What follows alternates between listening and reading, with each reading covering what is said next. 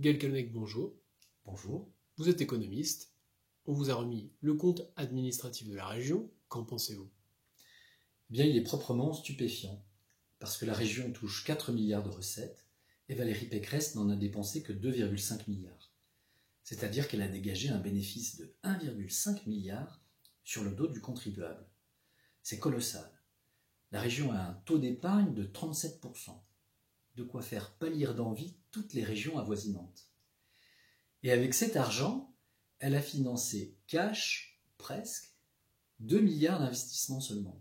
2 milliards. Mais c'est stupide.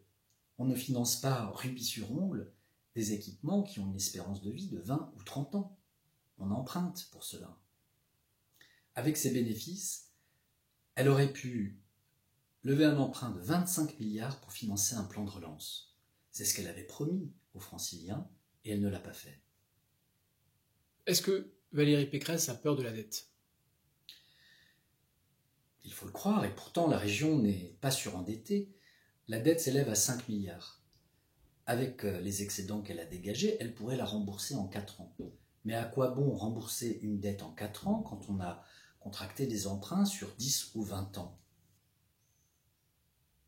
Valérie Pécresse confond emprunt et découvert. Mais un crédit ne pose pas de problème lorsque l'on est en mesure de rembourser les annuités de sa dette à la fin de l'année sans se retrouver à découvert. Ce n'est pas un problème. Nous avons des besoins colossaux. Il faut investir dans les transports collectifs, l'isolation du bâti, les énergies renouvelables. Et c'est une grande chance parce que l'investissement crée de l'emploi génère de la consommation, ça crée des débouchés pour les entreprises qui embauchent à nouveau. Vous voyez, cela crée un cercle vertueux que l'on appelle le multiplicateur d'investissement en économie.